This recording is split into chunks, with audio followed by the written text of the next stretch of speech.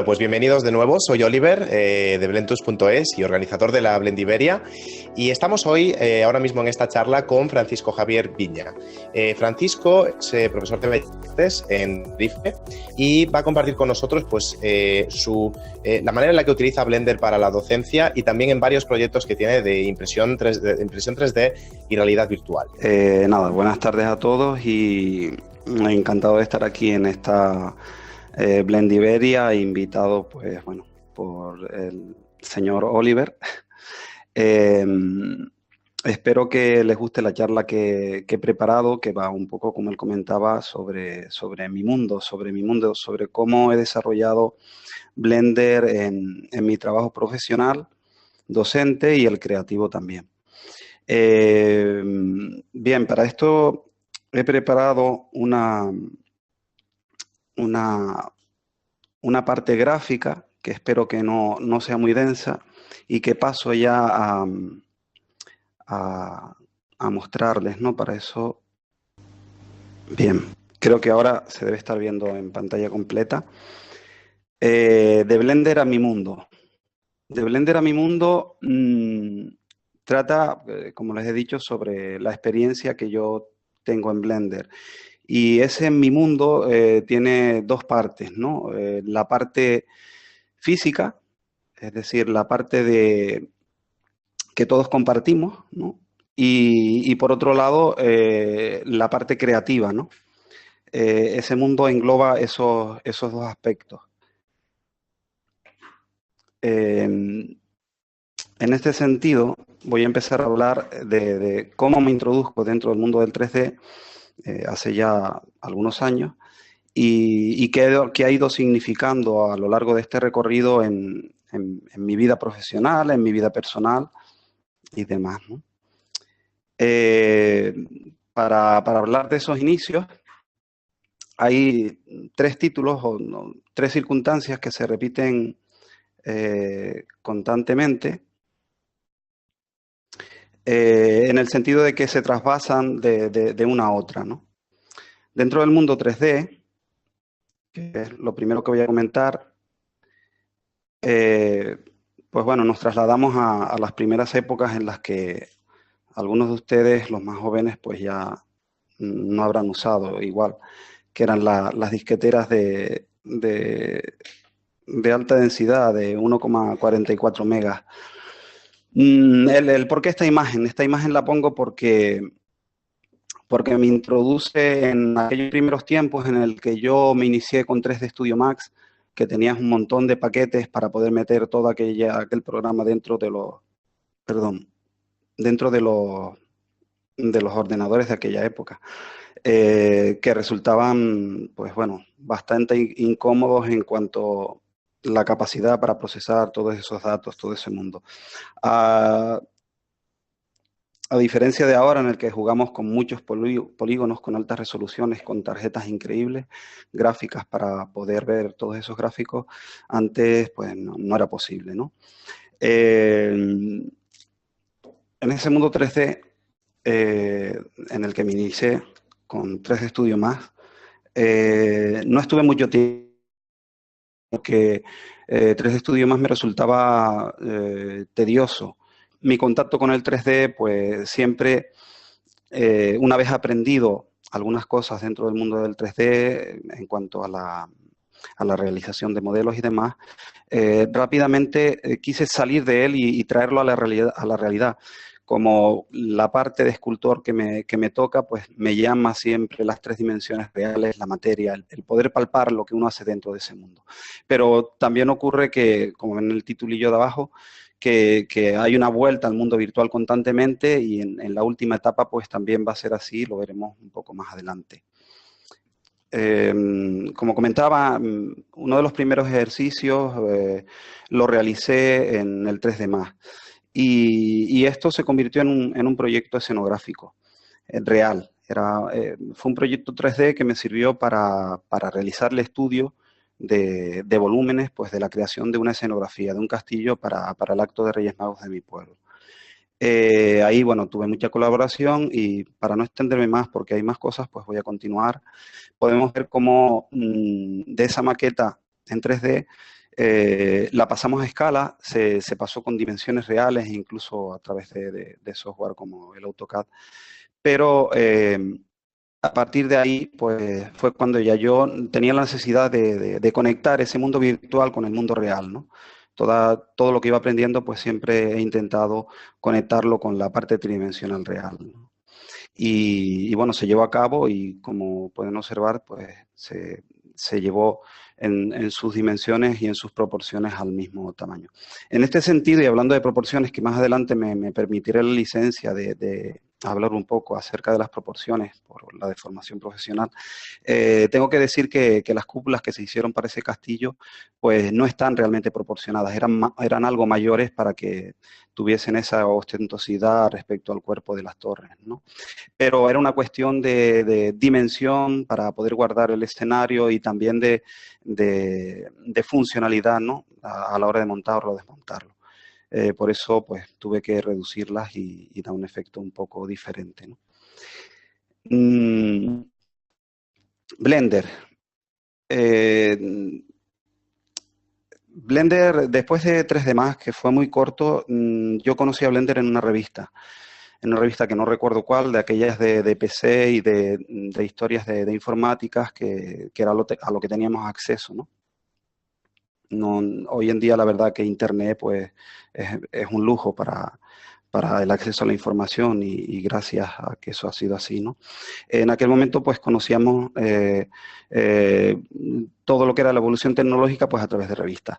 Conocí Internet a través de una revista, estuve evaluando qué software gratuito me permitía tener esa licencia creativa y descubrí a Blender. Me introduje en él, como todos y ya otros ponentes han comentado, tiene una curva de aprendizaje en la que se empieza un poco dura, pero luego se suaviza y es más llevadera, ¿no? Me quedé encantado porque, bueno, los accesos, y eso que hablo de la interfaz antigua, porque yo creo que comencé con la 2.33 o la 2.36, eran diferentes, ¿no? Eran diferentes, eran con una interfaz no tan agradable ni tan directa, ¿no? Pero aún así, y una vez ibas aprendiendo todos esos atajos de teclado, me resultaba muy cómodo, ¿no? A partir de ese momento, pues empiezo a tener diferentes incursiones en el mundo del 3D. Pues bueno, todos conocerán Second Life, Call of Duty. Siempre me gustó el tema de los mundos interactivos y creativos. Y si se fijan, son mundos virtuales, pero que están conectados con la realidad, porque siempre hay detrás otra persona que está interactuando contigo, ¿no? Eso es lo que me gusta de los temas, tanto en los temas de juego como en los temas más sociales, ¿no? Como pudo ser Second Life, que también era de mundos creativos en el interior, o como lo fue Minecraft también, como lo es.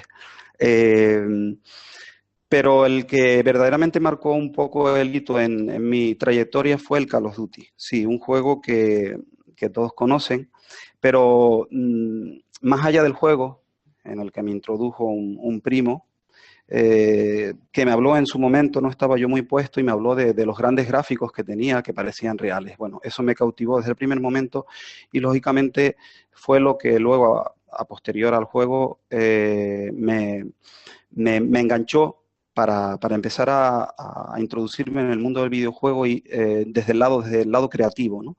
Ver qué sucedía ahí dentro, cómo sucedía y por qué, qué eran las texturas de sonido, con qué programa estaba hecho. Pues bueno, tuve la ocasión de construir mapas para cuando se podía en el Call of Duty 4 y compartir los mapas que uno mismo hacía con el programa El Radiant. Ese programa, bueno, era un programa de diseño 3D, pero estaba enfocado a la edición de mapas y generaba pues mallas low poly que te facilitaban pues el trabajo. Es decir, no tenías que pensar mucho en las historias técnicas, sino en aprender la funcionalidad del Radiant y crear esos mundos. Ahí fue donde yo realmente empecé a tomar interés por el tema del videojuego, por la creación en sí, que es lo que me llamaba siempre, ¿no? Bueno, de esa formación autónoma que tuve, porque por aquella época pues no tenía la ocasión de asistir a cursos o no eran próximos, eh, mm, mm, surge la posibilidad dentro de la asignatura de Sistemas de Análisis de la Forma y la Representación, auspiciado por el área de Escultura, el hecho de introducir contenidos de modelado 3D. Los compañeros de universidad del área estaban de acuerdo en que yo, que tenía esa inquietud por el mundo 3D y que ya me había estado autoformando, pues que comenzara a impartir dentro de esta asignatura pues los contenidos de modelado.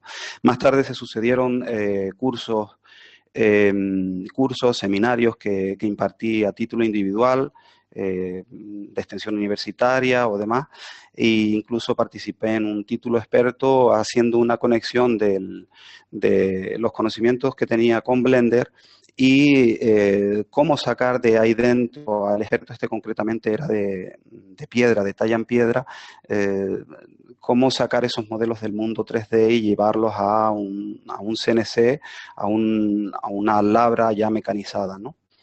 Y bueno, ahí di, pues, en un curso básico los primeros conocimientos en este sentido. Y a partir de ahí empezó mi relación, siempre la hubo, siempre estuve intentando crear una impresora desde que conocí los temas de las prusas, ¿no? Aunque mi primera impresión es esta que ven en pantalla y no fue en una prusa, es una impresión en una impresora que vale un pastón y que, bueno, a través de mi hermano la tenían en la escuela. Mi hermano es profesor de la Escuela de Las Palmas, Carlos Viña. Pues le pasé un modelo para él realizar pruebas de impresión y bueno, es magnífico en el sentido de que tiene una reproducción muy fiel de lo que es la forma. No tanto como las de extrusión de plástico, como las que ahora podemos tener en casa, ¿no? Posterior, y con motivo de un curso en el que mi hermano realiza, voy yo de ayudante con él, ahí nos introducimos dentro del mundo del maker, de los makers de impresoras prusas, ¿no? Ahí aprendemos a montar una impresora, él se monta su impresora y me fabrica mis piezas y yo con eso fabrico mi impresora, que esas que están viendo en pantalla mientras la construía. Ese fue el primer contacto con, con el mundo, con el mundo real, ¿no? Con los modelos llevados al mundo real. De vuelta al mundo virtual, es lo que decía, es decir, tanto estoy dentro como fuera y pues hace ya cada vez me resulta más difícil calcular los años. A través de mi hijo, que estudió ingeniería informática, todavía no había terminado, creo que un año antes de terminar, 1 o 2, ya se había introducido en este mundo de la creación de gafas virtuales. Y Brace fue un proyecto que no salió, del que mi hijo pues era, se podría decir que el ingeniero, el que hacía las SDKs para esas gafas. Es una pena que ese proyecto no saliese, bueno, por temas de la propia organización, por dejarlo así, pues no siguió adelante. Pero ahí tuve yo en primicia la ocasión de ver a través de un móvil pues las 3 dimensiones de forma estereoscópica, que aunque parece algo novedoso, la estereoscopía ha existido en la fotografía desde hace muchísimos años, ¿no? También de la misma manera y por este contacto con la tecnología a través de mi hijo, que siempre ha estado en la zona puntera, pues he tenido también ocasiones de ir comprobando casi con los productos en beta, pues todo lo que es el tema de la realidad virtual. Pues fue el Oculus y ahora por último el HTC Vive. Aquí, bueno, estoy en la empresa de mi hijo, Future Lighthouse. No es de mi hijo, él trabaja como ingeniero de la empresa.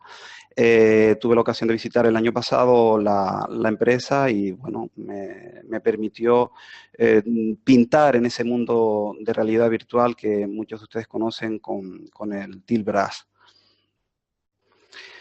Bien, pues ya esta era un poco la pequeña introducción de lo que ha sido el recorrido, ¿no? por el mundo 3D hasta la fecha. Ahora vamos a irnos introduciendo de forma más específica dentro de los diferentes campos profesionales en los que yo trabajo, ¿no? La docencia es el principal. Y ahí, bueno, ahí quiero que me permitan en este apartado una pequeña reflexión que puede parecerles algo pesada, es de formación profesional. En estos casos también el tema de hablar de conceptos relevantes para el desarrollo de un modelado 3D. Yo hago mucho hincapié con mis alumnos en el tema de las proporciones, porque la herramienta puede ser cualquiera, puede ser una herramienta tecnológica, puede ser una herramienta manual tradicional de toda la vida, pero el conocimiento y la comprensión del volumen va más allá de una herramienta. Está en el análisis, en entender el análisis de la forma, el entender el volumen y ser capaces de ver sus proporciones, de establecer la relación dimensional entre las partes que le da la entidad a cada objeto, ¿no? De esta manera también tenemos que tener en cuenta el movimiento y la armonía, en lo que se refiere pues desde la continuidad superficial de un modelado o incluso la continuidad de los elementos o partes que conforman la forma, valga la redundancia, ¿no? El equilibrio, importante, equilibrar una forma o desequilibrarla, pero conocer por qué se desequilibra según el reparto de sus masas respecto a la simetría del objeto es fundamental para llevar a buen término. Y eso es lo que nos va a distinguir en una buena realización, ¿no? Pues atendiendo a todo esto, en cuanto a la metodología, podemos pensar que se aplica de manera diferente en cada uno de los campos del modelado, el modelado de real a través de materiales dúctiles o maleables, o el barro tradicional, la plastilina o todos los materiales que nos encontramos para modelar en la actualidad. El modelado 3D, la escultura digital, la talla en piedra, modelado virtual, cada uno, la talla en madera, que es mi especialidad también, cada una de ellas tiene su técnica concreta, pero lo cierto en todas ellas es que al final terminamos traduciendo o intentando configurar lo que es una figura, que es el contorno de la forma, y la que da los miles de contornos, pues nos da esa forma, y esos miles de contornos y formas nos dan la configuración del volumen. Y luego, como no, ese volumen siempre estará dentro de un espacio o la propia forma también puede tener su espacio interior o sus oquedades, es decir, que son elementos fundamentales para que el desarrollo de un modelado sea serio y tenga rigurosidad y se reciba bien, ¿no? Entonces, Blender es otra herramienta más de producción. Esa herramienta de producción me sirve para seguir creando. Y la verdad es bueno, que para mí solo entro dentro de lo que es el campo del modelado y sabemos que el Blender tiene muchos campos, desde la animación, rigging, hay otros aspectos del programa que yo no profundizo porque, bueno, no llego con el tiempo que tengo, pero que desde luego resultan sumamente interesantes también. Recalcando un poco todo lo dicho y ya intentando hacerlo un poco más rapidito, eso, las técnicas de aprendizaje son las mismas para una cosa o para la otra. Es decir, si hablamos de mímesis dentro del modelado 3D. Al final lo que intentamos hacer es una representación fiel de la forma, real o imaginada. Digo imaginada porque nosotros podemos imaginar una forma que no que la vamos a crear nosotros de cero, pero cuando la imaginamos con unas proporciones y tenemos que ser capaces de controlar incluso dentro de nuestra imaginación qué proporciones tiene y traerlas a la realidad con esa imagen mental que nosotros tenemos, ¿no? Pues bueno, aquí simplemente es ver que la topología de la forma y la configuración del volumen es lo mismo desde un aspecto tradicional, como es el modelado, teniendo en cuenta la configuración por planos, para luego acabar en un modelado orgánico. Solo que en Blender lo trabajamos el box modeling y luego le aplicamos una subdivisión de superficies, mucho más rápido que nosotros intervenir. Pero quiero decir, visualmente trabajamos de la misma manera y el campo pues es el mismo, ¿no? Bueno, esto más que nada era un detalle, es la antigua aula de talla de madera. Digo antigua porque ahora estamos en una nueva facultad y ya no es el mismo espacio. Era simplemente intervenir en la realidad con los materiales es mucho más duro que intervenir dentro de Blender y los procesos son más largos, ¿no? Pero ahí en el fondo tenemos a Joseph trabajando una madera de Joseph Domínguez, que bueno, fue un alumno aventajado, muy buen escultor, y también le di clases de modelado en sistemas de análisis de aquella época y lo puse por el siguiente motivo. Ahí tienen, bueno, eso es real, es una talla en madera de nazareno, amaranto. Ser capaz de controlar esos volúmenes y de llevarlos a ese término requieren lo que decía, un aprendizaje formal muy profundo y de conocimiento de las proporciones y de las dimensiones de la forma. Para no ser más pesado en ese campo, voy a pasar ya a lo que es la asignatura de volumen, que es la que imparto actualmente en el grado de diseño de Bellas Artes, y paso rápidamente a describir cómo un poco la llevo a cabo. Es una asignatura en la que imparto modelado 3D con Blender y mi hincapié está en todo lo que he dicho anteriormente, ¿no? Más en aprender la herramienta, desde luego, pero de forma básica. Es un cuatrimestre, tenemos muy poquito tiempo, pero planteo las diferentes formas de abordar el volumen para ir instruyendo al alumno en ser capaz de representar esa forma de manera rigurosa en cuanto a sus medidas y demás, ¿no? Hay diferentes métodos. Hemos visto el primero, que es partiendo de un referente real en perspectiva, pues paso a intentar describir de la propia realidad cómo son sus dimensiones y la configuro en 3D, o partiendo de los típicos alzado, planta y perfil de toda la vida, que pueden ser generados bidimensionalmente o partiendo propiamente de una forma ya modelada, en la que desvelo en ocasiones pues la geometría modular que tiene para que ellos puedan realizar el ejercicio orgánico, ¿no? De la misma manera también partimos de referentes fotográficos, como se suele hacer en la construcción del 3D, lo usamos como plantilla en un background,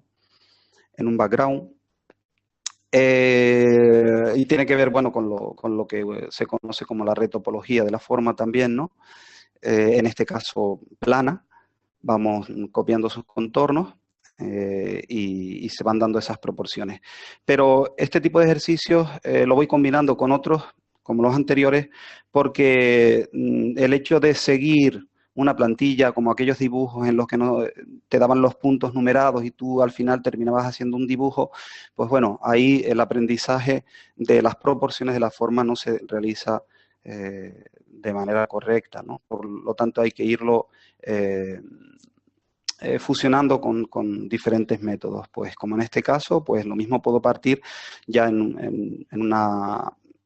un estado más avanzado, partir de formas en perspectiva y que ellos intenten dilucidar sus proporciones y la estructura de su configuración, ¿no? Lógicamente a esto va aparejado la instrucción en los diferentes modificadores a través de lecciones magistrales en directo con Blender en el aula, o tutoriales, PDFs y vídeos que voy suministrando al alumno para que pueda ir adelantándose en este campo, ¿no? De forma paralela, la cronología es difícil, siempre se van introduciendo los contenidos no de forma escalonada, sino casi de manera simultánea, ¿no? Porque desde un principio es necesario pues tener la visión, los renderizados, ir incluyendo algún material y bueno, se van introduciendo de esta manera.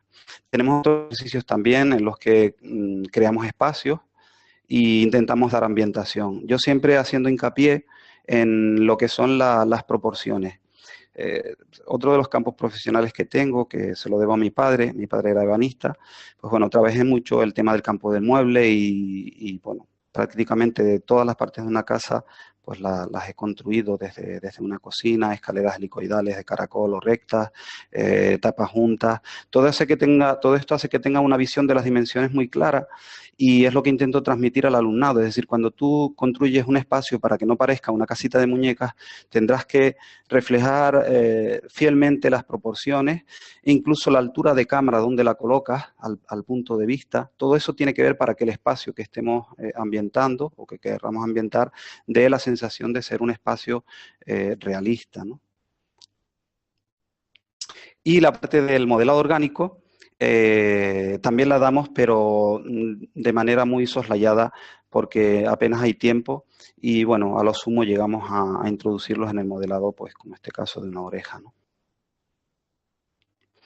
Hay otras propuestas creativas que son que surgen dentro de la historia, por ejemplo, de crear un espacio modular a través de módulos o con formas orgánicas que ya hemos construido, pues generar alguna escultura y componerla en ese espacio, o referirnos al diseño de un elemento concreto, como puede ser el diseño puntual de una zapatilla de mujer en este caso.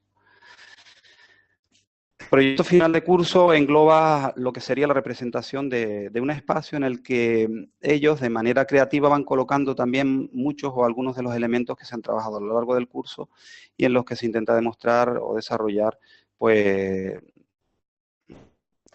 demostrar eso, el que todos esos puntos de modelado que hemos visto, pues quedan reflejados y aprendidos, ¿no? El otro día mirando este ejercicio, que bueno, es uno que está bastante bien, pero aún así pues tiene sus trabas en cuanto a las dimensiones, que ellos no se percatan. Es decir, bueno, aquí lo comento, por ejemplo, coloca una taza que aparentemente tiene una dimensión acorde a los sillones, a la mesa, y luego detrás colocan elementos que vamos haciendo de texturizado, como una caja de pasta de dientes en la que tiene un tamaño enorme, ¿no? Sería un tubo de pasta de dientes brutal, ¿no? Y esos son los detalles que a mí siempre me gusta incidir en ellos para que lo tengan en cuenta, ¿no?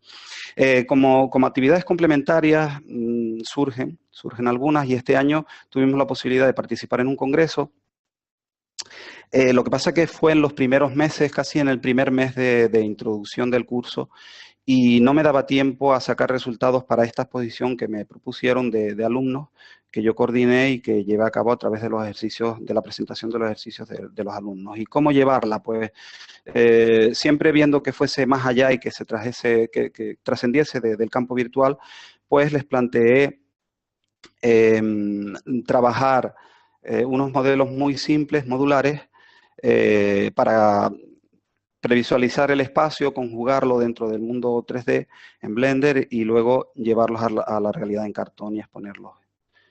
Y de ahí surgieron, pues bueno, todas estas propuestas que estoy mostrando y que tuvieron su fin en una exposición real de cartón, porque era con motivo también del reciclaje, ¿no?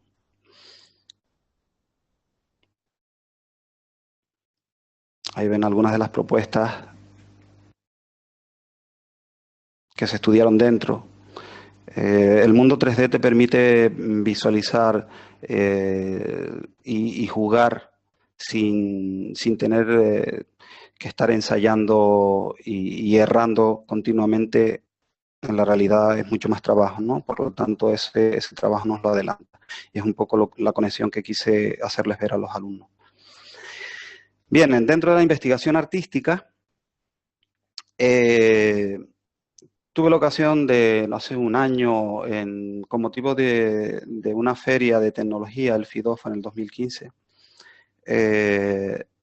de crear unos diseños que veníamos trabajando de lámparas para presentarlos. Y como era de esperar, pues también en la cuestión de las iluminarias, podríamos desarrollarlas en modelado y combinarlas con diferentes materiales acorde a la forma previa que habíamos desarrollado, ¿no? En ese sentido, pues bueno, se modelaron formas sencillas y se adaptaron a través de plantillas a los materiales de piedra. Queríamos hacer unas lámparas con diseño propio y un toque escultórico. Las trabajamos previamente y a través de la retopología y de plantillas precisas de cada uno de los alzados y perfiles orgánicos y diferentes, pues ver qué capacidad de precisión había para desarrollar estos elementos, tanto funcionales y técnicos interiores como los de transparencia para las tulipas, por decirlo de alguna manera, ¿no? Se llevaron, la verdad que el resultado fue bastante bueno. A mí, tanto la parte creativa como la tecnológica me encanta y llevar a cabo modelos con precisión, simples, pero con precisión, y poder uno mismo sacarlos y probarlos y tener tus propias maquetas, pues bueno, es un lujo, ¿no? Hoy en día. Fue un trabajo que tenemos a la mitad, que queremos continuar y incluso desarrollar una exposición exclusiva de lámparas de diseño. Y bueno, seguimos trabajando en ello, pero como tenemos muchos frentes abiertos, pues me asombró, bueno, ya conocía Blender y sabía, ya había hecho pruebas y bueno, esta mañana en la charla de José Luis también lo comentó que la precisión es exacta, hay que tener en cuenta algunas mermas del material y bueno, y algunas diferencias milimétricas en cuanto a las fluctuaciones del material, ¿no? Pero cuando las tienes controladas, puedes ajustar perfectamente a materiales con formas orgánicas, no poligonales y sin ningún problema, ¿no? Nada, esto aquí simplemente había colocado dos vídeos. No le voy a dar a los vídeos porque debido a la conexión que es inestable, pues puede irse un poco al garete. Así que lo dejamos en una previsualización. Este fue el stand del FI2 en el que participamos y también ahí nos vemos algunos de los componentes. Estoy yo en la primera foto con Mauricio Pérez Jiménez, falta Tomás Oropesa, que lo vimos al principio tallando unas piedras, porque creo que tenía una convalecencia por operación y no pudo asistir en ese momento.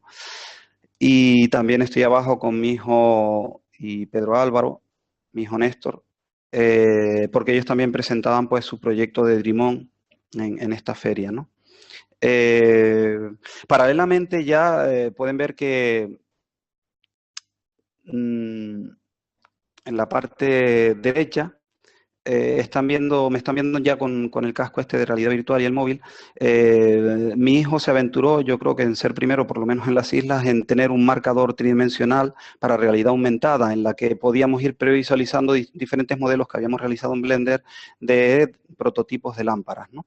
Era genial porque este modelo de marcador no es el típico de papel plano, te permitía que tú te movieses alrededor de la figura y además tenía una luz proyectada, simulada, que caía sobre la propia mesa y bueno, es como ver el elemento real colocado ahí, ¿no? Pues simplemente era un demostrativo, ibas pasando las diferentes lámparas, algunos ejemplos de los que puse aquí en un lado, ¿no? Son muy sencillas, tienen un diseño muy minimalista, porque bueno, era lo que se pretendía para eso.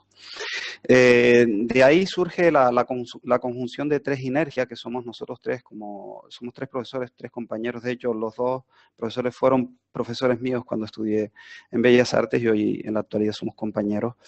Tenemos mucha afinidad y estamos llevando a cabo diferentes proyectos en Reflexiones de la Forma del Espacio, que tuvo lugar en el 2015, expusimos algunos de los trabajos, tanto de investigación como obra personal, y bueno, tenemos proyectado otras dos exposiciones también ahora para final y próximo año también, en las que me tengo que meter de lleno. Blender y el fuego. Entramos en la parte de función, Blender y el fuego. Blender y el fuego tiene que ver con llevar ese modelo de Blender a una realidad de bronce. Y generalmente se hace a través de las técnicas de modelado en cera tradicionales, pero en la actualidad se puede llevar directamente a través de los modelos. Pero no quiere decir que tengamos que hacer un molde de ese modelo de impresión 3D, sino que directamente se quema el modelo y queda el espacio para introducir el bronce. Aquí están viendo pues bueno, el proceso antiguo, ven una cera roja ahí, y detrás están viendo dos modelos que hice de ejemplo en un curso de fundición para hacer estas pruebas. Bueno, en este curso me sirvió para refrescar los contenidos que tuve en fundición cuando yo estudié, y al mismo tiempo casi iba directo a experimentar los nuevos materiales, el PLA y el ABS. El ABS es un material que suelta muchos gases y deja restos en lo que es su molde. Sin embargo, el PLA, que funde también a una temperatura inferior, nos permite que se licúe y se volatilice fácilmente y queda muy limpio. Y ahí estamos en los temas de la moloquita para realizar lo que son los diferentes moldes, repasándolos y demás. Y luego se queman para vaciar la cera.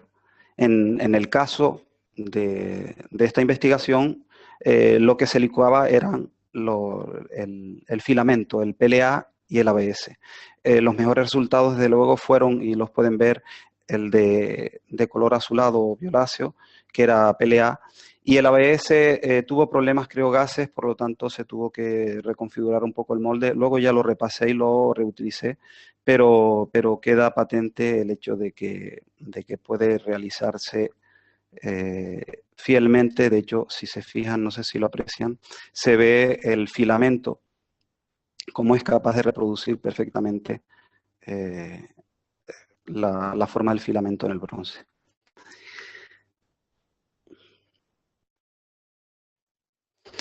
Bueno, esa hojita terminó en una de mis obras y fue expuesta también en la exposición que anteriormente vimos de 3 Energia.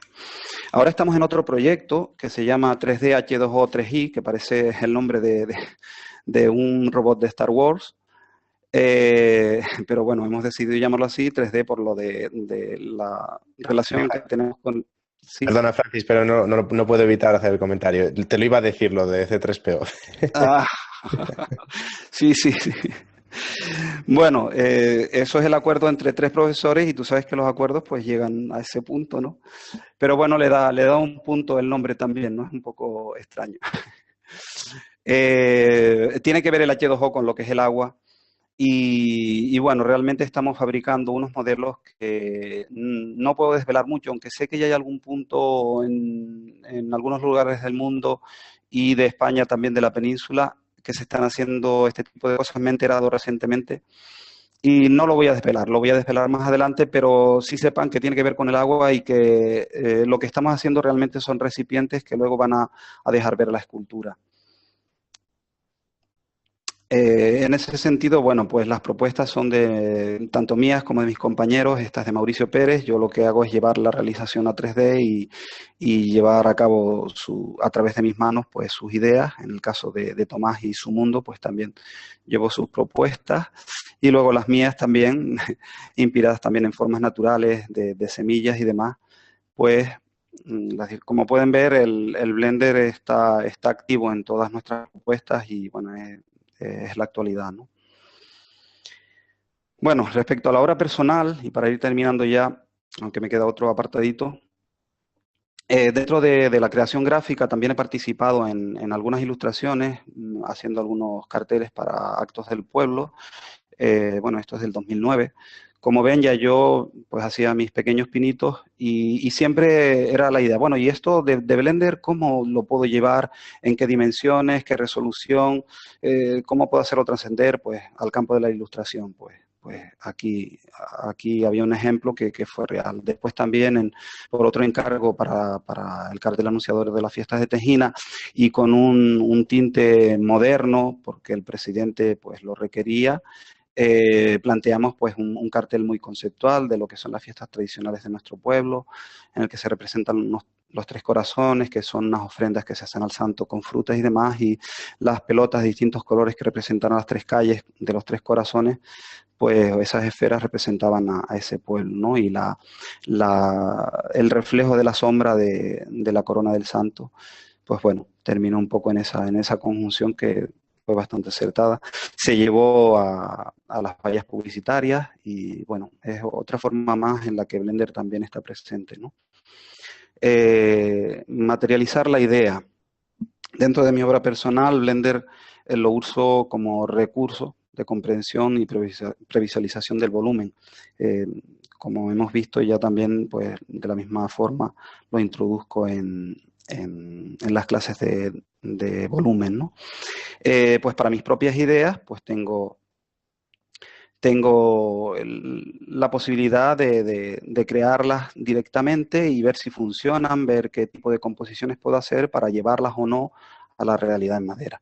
En este caso, pues de forma tangible, podemos terminar obteniendo los modelos. Ahí lo están viendo, ese lo tengo aquí.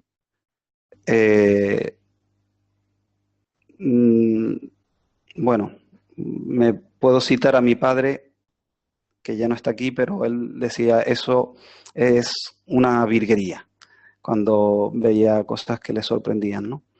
La capacidad del entorno virtual te permite manejar muy rápidamente las ideas y ver si funcionan o no, y no tenerlas que ensayar en la realidad que, bueno, pues te requieren más tiempo y puedes no estar conforme, y es un tiempo no perdido porque siempre se aprende, pero desde luego en la realidad virtual se agiliza mucho tiempo, mucho el proceso, ¿no? de la creación de la forma. Esto simplemente son diferentes propuestas, ideas que yo voy teniendo sobre, bueno, mi mundo natural, de hojas, semillas y demás, que es el tema personal que trato en mi obra escultórica.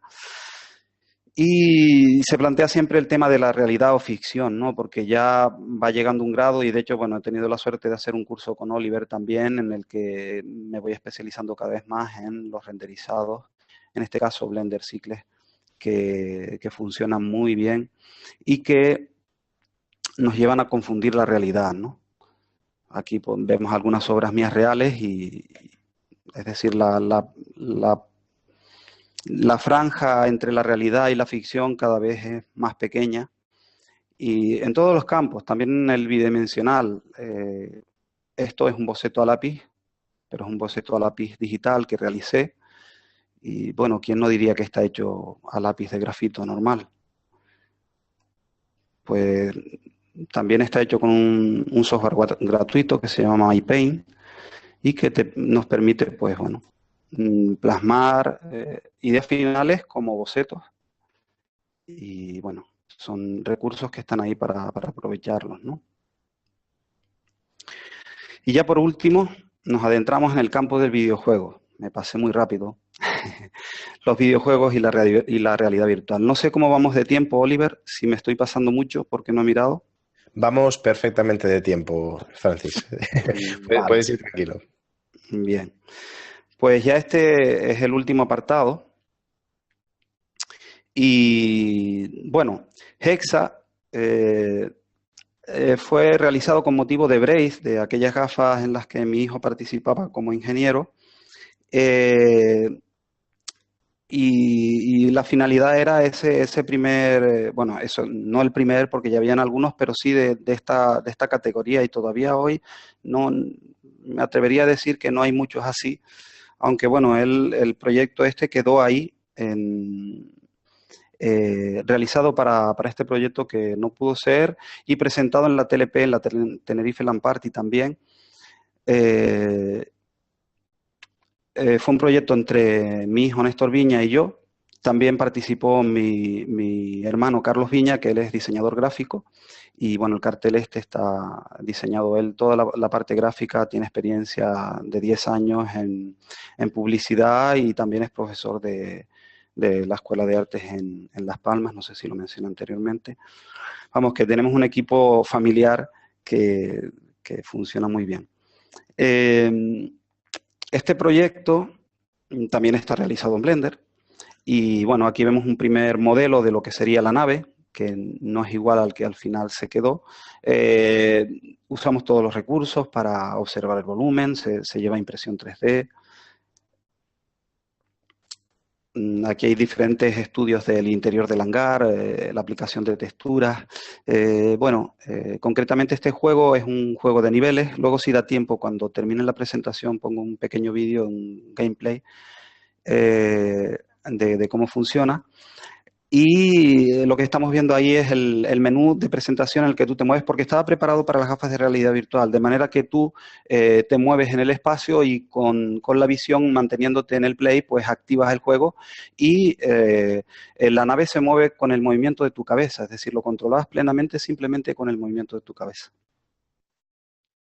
La estética inicial cambió, hubo varias diferentes propuestas, mi hijo gobernaba ese asunto, yo ahí siempre he ido un poco a caballo a razón de lo que él le guste, porque bueno, son sus ideas y las debatimos también, pero bueno, tiene claro cómo ejecutar las cosas. Iniciamos una estética más retro, que bueno, incluso a mí me recuerda a la estética del Doom pixelado de los primeros juegos. Y luego terminamos en una estética más Tron, que fue la que al final prevaleció. Los diferentes, aquí estamos viendo un skybox, el ambiente cambió al final, aquí era una ciudad más tipo Gotham, con nubes y demás, pero al final se simplificó y terminó siendo, una realidad futura del pasado. Y fue una inspiración en la estética Tron. Surgieron diferentes naves para el hangar inicial, en el que según vas pasando los niveles después tendrás acceso a diferentes naves, pues tenías la opción de ir cambiando el tipo de naves. Como ven, siempre hay un previo en concept art o en bocetos previos para realizar el modelo. El texturizado a través de V. Hay que decir que son mallas de pocos polígonos, son low poly, porque teniendo en cuenta que son para sistemas móviles, hay que reducir mucho y bueno, ahí estoy a lo que el ingeniero, en este caso mi hijo, diga lo que es posible, ¿no?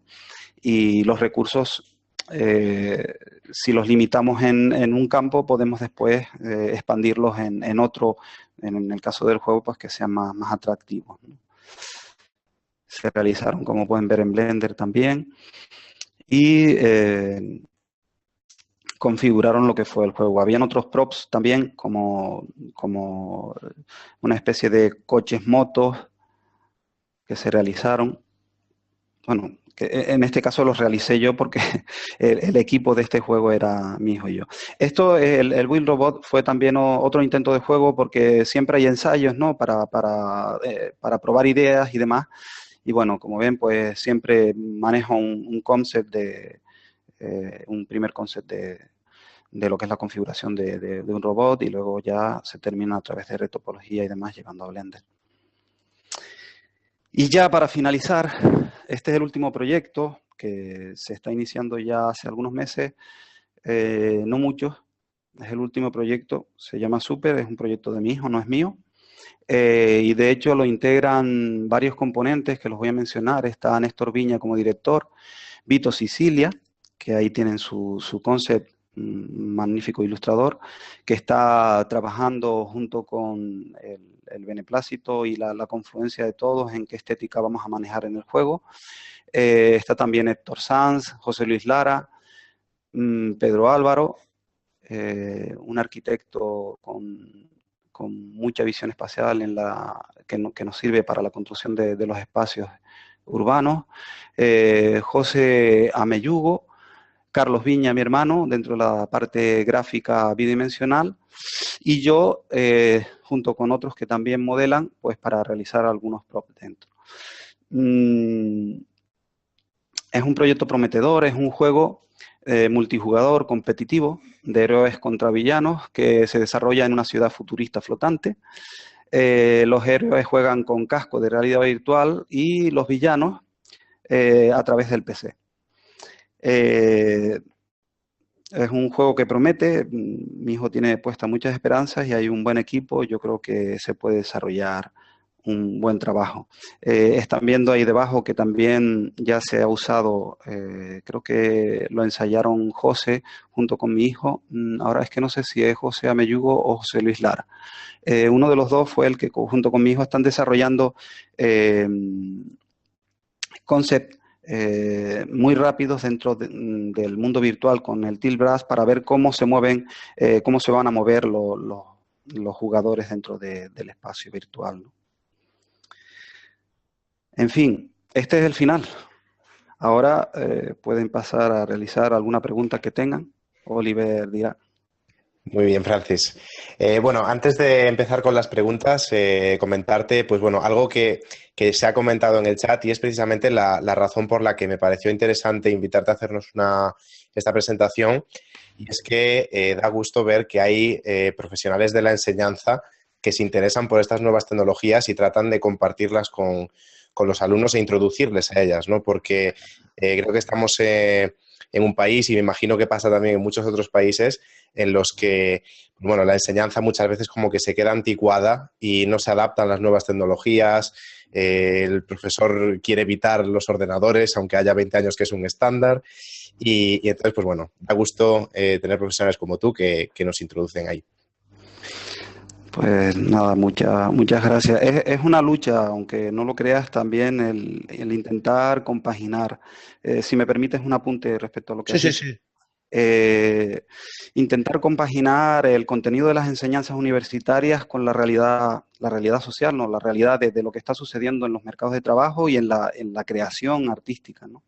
Yo creo que el arte es creativo en cualquier campo, y este es otro campo más en el que se pueden formar profesionales y que artistas puede ser dentro de la ilustración, dentro del mundo 3D, y escultores igual, es decir, muchos de los escultores, entendidos como escultores, me refiero de trabajar directamente con la materia, terminan dentro del modelado 3D, ¿no? Y lo que yo siempre digo es que los conocimientos se suman. Los conocimientos hay que seguir impartirlos y hay que aceptar las nuevas tecnologías y seguir introduciéndolas. No podemos dejar de lado una cosa ni otra, es decir, van a la par. El conocimiento anatómico de la forma hay que estudiarlo para que luego esos juegos que jugamos o esas realidades virtuales o animaciones o cortos que realicemos tengan esa rigurosidad artística, ¿no? Y el público las percibe y terminan seleccionándola por eso. Exactamente. Bueno, pues empezamos entonces con las preguntas. Hay varias por aquí anotadas. Empezamos con Marcos, que ha hecho un par de preguntas. Preguntaba si utilizas exclusivamente Blender como software de modelado en tus clases.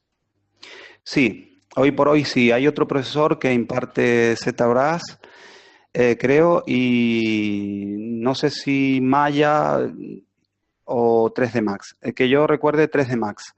Pero yo soy el único profesor en la facultad que imparte Blender. Me da más que suficiente. De hecho, bueno, tú mismo sabes que Blender es inmenso. Es decir, que me va perfecto. Es decir, no necesito más para crear, ¿no? Perfecto. ¿Existe alguna limitación en cuanto a formas para la impresión 3D? Otra pregunta de Marcos. Esa es una buena pregunta y no sé si la traje. Sí, voy a coger aquí un modelito a ver si me llega esto. Porque justo me ha ocurrido, sí. Es decir, no sé si se puede apreciar.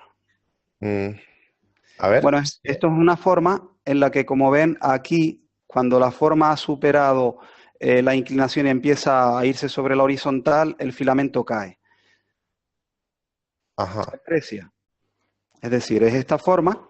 Tuve que corregirla. Es decir, sí, la funcionalidad de la forma te coarta a veces la ejecución, ¿no? Salvo que busques la manera de imprimirlo por partes y luego montarlo, ¿no? Concretamente es esta forma. Tuve que esta inclinación darle, no llevarla tanto a la horizontal, sino levantarla un poquito más, ¿vale? Evidentemente no es la forma que yo quería, pero bueno, para este caso pues no me suponía mucho sacrificio visual, me refiero. Habría que buscar otras maneras. Este caso concreto es porque el agua tendrá, y digo el agua, ya estoy desvelando cosas, pero es así, tendrá que pasar por dentro, realmente es un tubo. Entonces, si yo esta forma la macizara con una rejilla de impresión interior, pues tendría puntos de apoyo y podría tener más licencias para trabajar sobre el plano. ¿Vale? Pero sí es cierto, es decir, hay limitaciones en función de lo que persigas y de las maneras de impresión, ¿no? Ujú. Vale. Tenemos una pregunta de Antonio. ¿No utiliza filamento de madera para impresión 3D en este tipo de modelos? Me refiero a las tallas de madera que ha enseñado antes. No, quiero decir, las he probado, pero todavía no las he usado. Ahora tengo pedido un filamento de bronce que se puede pulir y está por llegar. Bueno, a Canarias siempre las cosas llegan con un poco de retraso, como saben. Estoy un poco puesto a la orden del día porque investigo, me gusta buscar y mirar los materiales.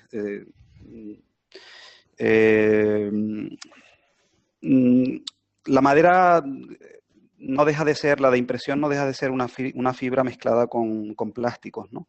Entonces, tal y como yo entiendo la madera, con sus vetas, nudos, poros y demás, imitar eso es difícil. Es decir, que hablamos de madera, pero estamos hablando de madera preformada, ¿no? Como sería un DM o un aglomerado de partículas, pero bueno, ya eso es, no lo he probado, pero a veces no pruebo las cosas porque no me atrae su estética todavía, ¿vale? No es por...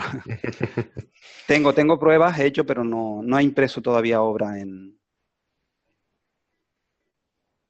Bueno. Vale. Vamos a ver. Perdona que si estoy así algo distraído, es que Sí, sí. están lloviendo ahora preguntas por todos los lados. Uf. Vamos a ver. No sé si has visto, pregunta de David Otero, el vídeo de Glenn Keane, que es un animador de Disney, si no me equivoco, dibujando en entornos de realidad virtual. ¿Cómo ves el futuro del modelado en realidad virtual? Bueno, como les comenté, voy a tener ahora en agosto, que viajaré a Madrid también, la oportunidad con mi hijo, que tiene el HTC Vive. Estamos trabajando para este juego y voy a tener bastantes días para jugar dentro con ese tema, dibujando en el espacio. Ya lo he probado. Por eso titulé lo de vuelta al mundo virtual. Siempre he querido salir del mundo virtual para llegar a la materia, pero ahora me está ocurriendo otra vez lo contrario, es decir, cuando te metes en un HTC Vive, que tu espacio es este mismo, ya no quieres salir, ¿no? Me puede pasar lo del padre en la película Tron. Me quedaré ahí dentro, no lo sé. Bueno, no sé si contesté. Sí, sí. Yo veo el futuro siempre en todas las herramientas, pero nunca vas a descartar el realizarla digitalmente o incluso manualmente. Es decir, yo creo que cada momento requiere una cosa, ¿no? Lo ideal es saber cuál es la más óptima en cada momento y la que mejores prestaciones visuales o como sea te da, ¿no? Ujú. Vale. Pregunta de David Otero. Si tuvieras que invertir tiempo en 3D, ¿en qué plataforma te meterías actualmente? ¿Oculus Unity, HTC, algo nuevo? Por ahora voy a quedarme con HTC porque es lo que estamos investigando, pero no quiere decir que, como ustedes saben, la tecnología avanza muy rápido y bueno, Oculus nació como algo grande y ahora tanto en resolución como en otros parámetros más técnicos que yo ahora no controlo, pero que mi hijo sí me comunica, pues se ha quedado un poco atrás, ¿no? Pero lo mismo puede pasar con HTC Vive o haber otros productos similares que tienen también quiero decir que son buenos para el uso, ¿no? Ujú. Vale, pregunta de Harbo. Relación entre arte contemporáneo y videojuegos. Mm. La relación entre arte contemporáneo y videojuegos. No hay límite en la creación. Según lo que entiendas por arte contemporáneo, porque cuando hablas de arte contemporáneo puedes tener una figura clásica, que hay gente que sigue haciendo hiperrealismo y es arte contemporáneo, o puede ser una mancha, o puedes estar hablando de Pollock y sus manchas, ¿no? Eh, la relación es la que uno quiera crear. Puedes crear un videojuego en el que tú vas realizando manchas para perseguir una determinada cosa. Es decir, todo es posible, ¿no? En el campo del videojuego.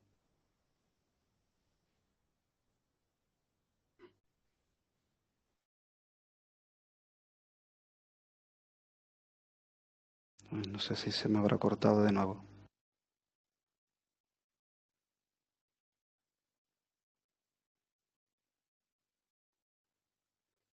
No recibo, no sé si me reciben, pero no te oigo, Oliver.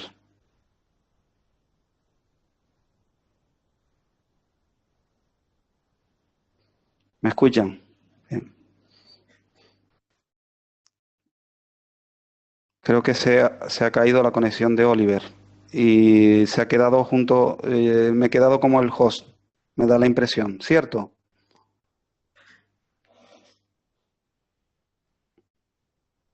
Bueno, supongo que la reiniciará en, en breves momentos.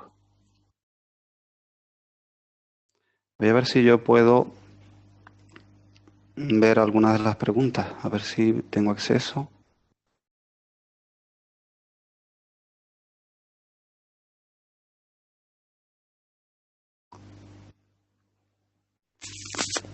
A ver.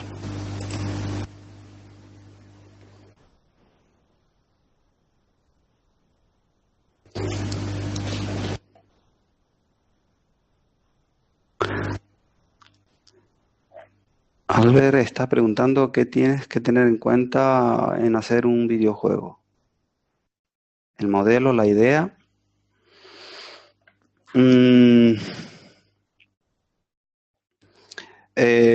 bueno, contestando un poco a Albert, para realizar un juego tienes que tener muy claro, tiene que prevalecer la idea. Ya ha vuelto Oliver. Hola, no te oigo. A ver, ahora, Ahora sí. ¿qué me he perdido?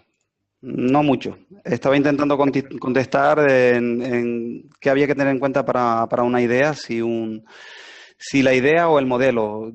Lógicamente la idea prevalece frente a cualquier cosa. Primero tienes que tener las ideas y luego empezar a materializarlas y a realizar modelos, ¿no? Ujú. Vale. Bueno, pues a ver si no se nos vuelve a cortar la conexión a ninguno de los dos. Parece que está maldita. Es fin de semana, entonces. Sí, están un poco más saturadas. Vale, vamos a ver.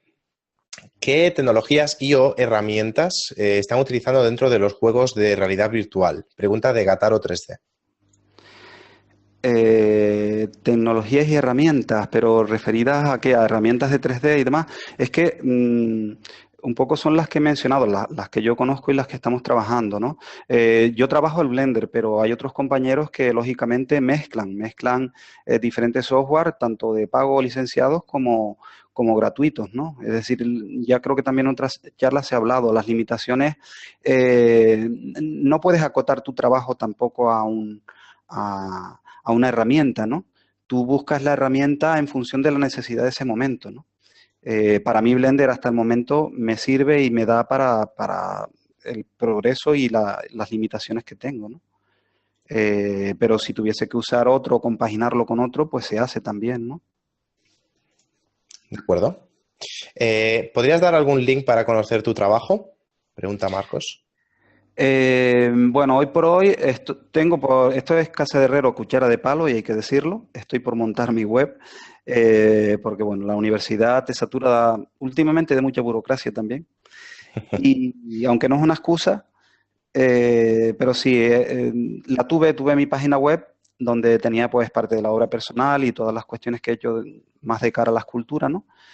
Y en mi Facebook es donde se pueden ir viendo pues cosas que hago. Tengo el Instagram en el que también estoy colocando alguna cosilla. Y bueno, a ver si será para septiembre, a ver si tengo un poco de tiempo y comienzo para hacerme un portfolio o una web. Ujú. Pregunta Albert, relacionado con el portfolio, si vendes tu obra. ¿Vendes esas creaciones? Si se puede, sí. Sí, bueno, generalmente se hacen en exposiciones.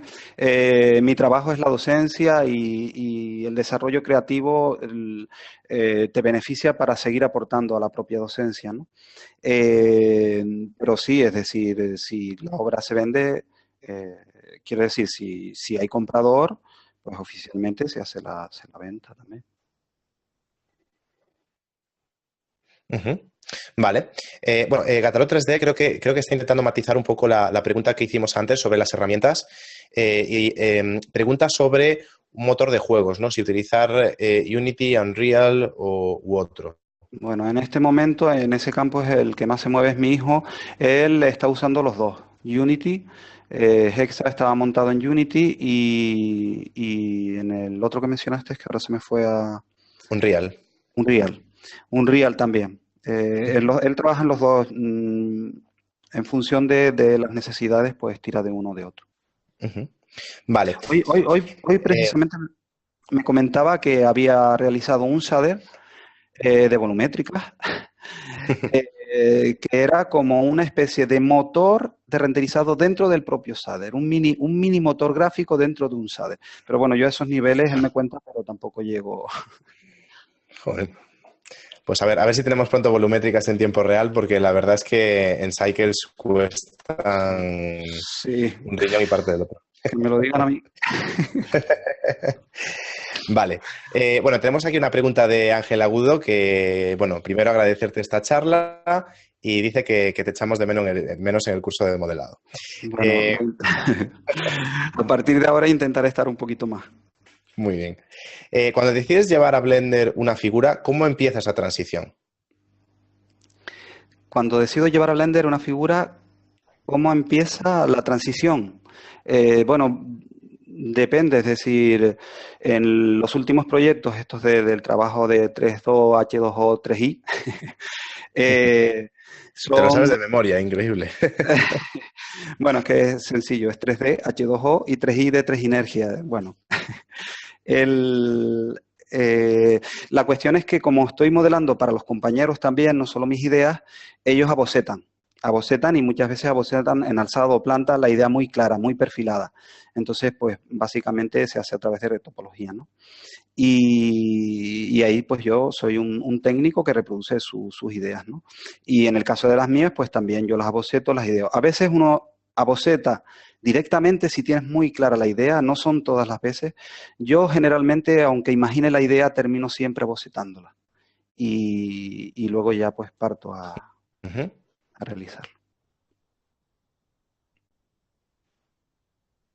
Perfecto. Y acerca de la impresora, también continuando la pregunta de Ángel, ¿qué tipo de impresora sería la ideal dentro de lo doméstico para realizar impresiones de calidad? Bueno, ahora ya han salido tantas que de las marcas ya me despisto un poco. En esta misma semana estaba viendo una chiquitita que imprimía 15 por 15 y no recuerdo, pero ya hay impresoras. Quiero decir, si se trata de sacar un pequeño producto para andar por casa, como si se tratase de una impresora pues de papel, eh, no hay que volverse muy loco en grandes cosas. Ya hay impresoras que te permiten imprimir con una muy buena calidad sin necesidad de ser un maker y estar investigando en estos temas. Para quien quiere realmente imprimir algo, cositas que vaya haciendo, yo le recomiendo ni siquiera que monte la impresora, sino que vaya a intentar adquirir una de estas características funcionales, ¿no? Vale. ¿Y qué nos puedes comentar acerca de eliminar los pasos de impresión o estrías que se producen al hacer una impresión en 3D? Los pasos, las estrías, vale, al filamento. Bueno, en eso respecto al ABS se hicieron algunos ensayos que están todos colgados por internet con vapores de acetona. La cuestión es que buscando un disolvente que vaporizado de alguna forma o en un entorno contaminante de ese disolvente, el material se disuelva ligeramente en la superficie fusionando esas líneas de impresión, ¿no? Con el ABS se suavizaban y se lograba algún tal. Con el PLA es más difícil. He estado mirando, pero no hay todavía resultados claros. El ABS, como también comentaba José Luis, es mecanizable, es decir, puedes lijarlo, tiene unas peculiaridades que te permiten darle acabado.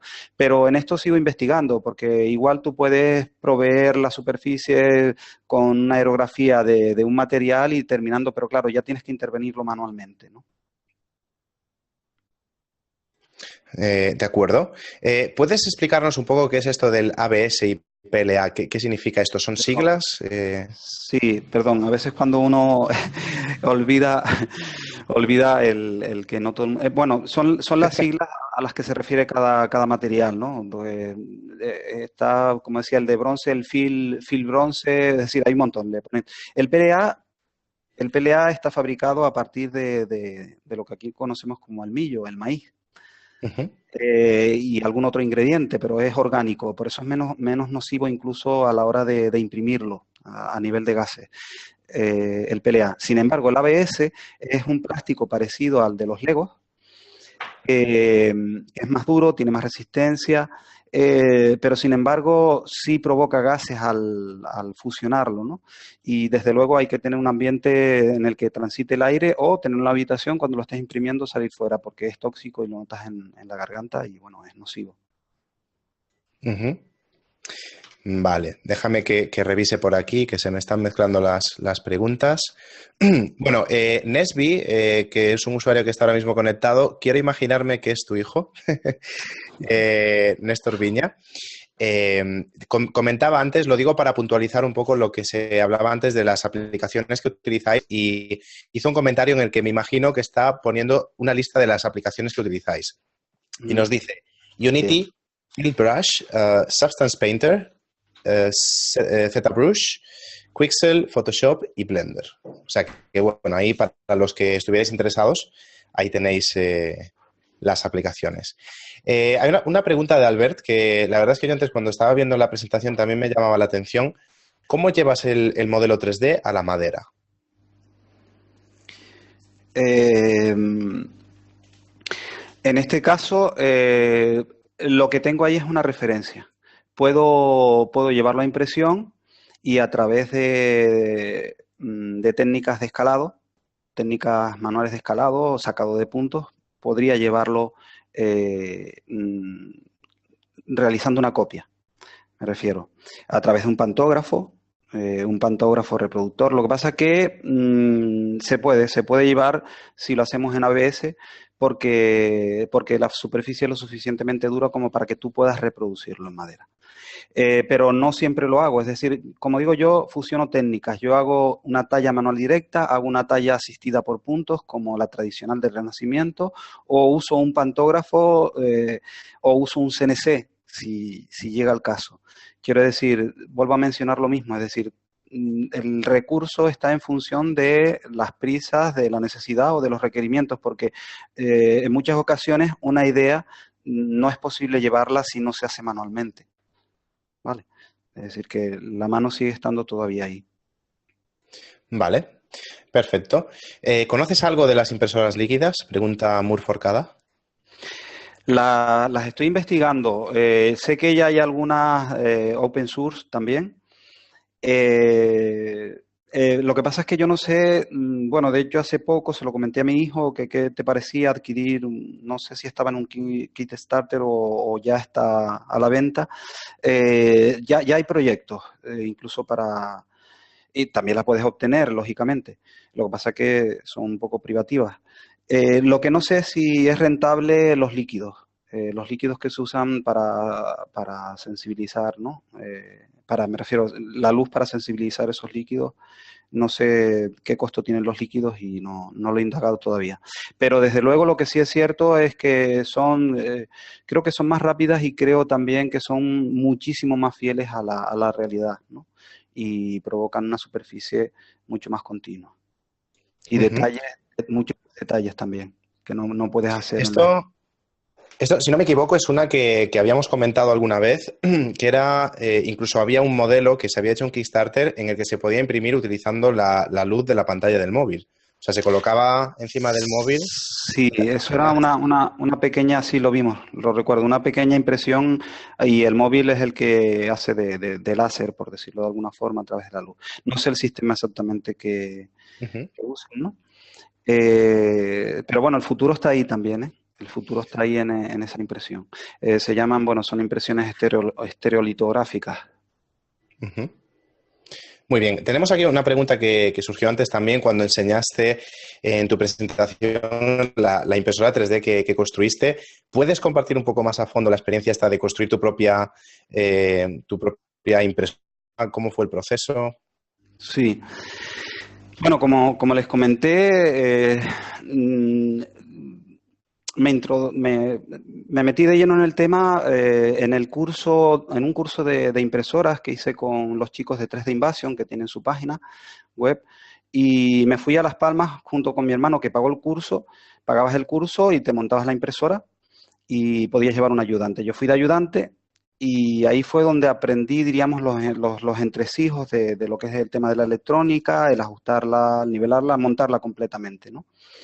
A raíz de eso, pues yo empecé a montar la mía y bueno, la configuré, de hecho la personalicé, porque lo bueno de estas impresoras es que puedes personalizarlo. Pero sobre todo lo bueno es que cuando controlas Blender y puedes imprimir, puedes adaptarle piezas, pensar en unos sopladores de aire que tú diseñes, es decir, es un campo también bonito porque puedes irla mejorando, ¿no? No solo con los modelos que te puedes bajar de Thingiverse o otras páginas, ¿no? Sino tú tanto modificar modelos como generar tus propios modelos que funcionalmente la van haciendo pues más precisa, más cómoda, en fin.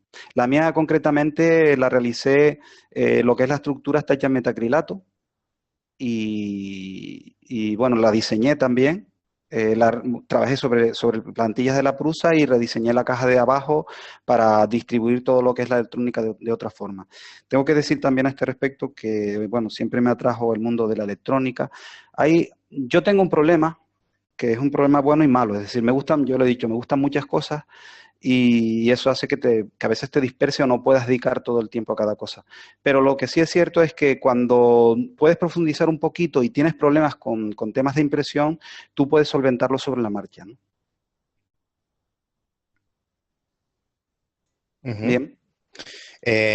Vale, tú tienes impresora 3D en casa. Sí, la tengo detrás de mí, no sé si se verá, pero está justo aquí la mía. A ver, ahí está. Vale, es que preguntaba al ver si la tenías.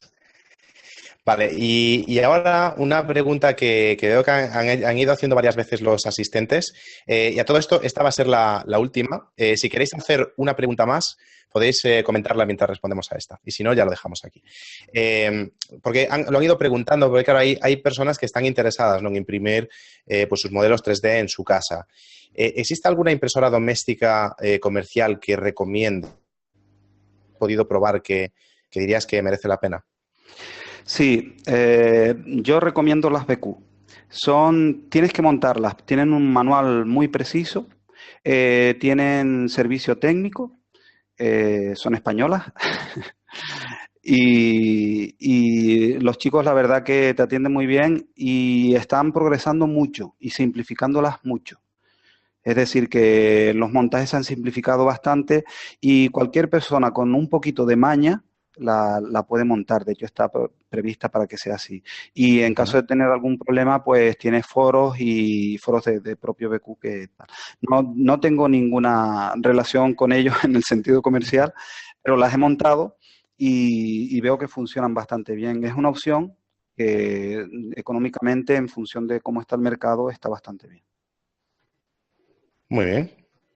Bueno, alguien ha puesto por ahí un enlace a comprar esa impresora, una de esas impresoras de BQ en PC Componentes. Perfecto, sí.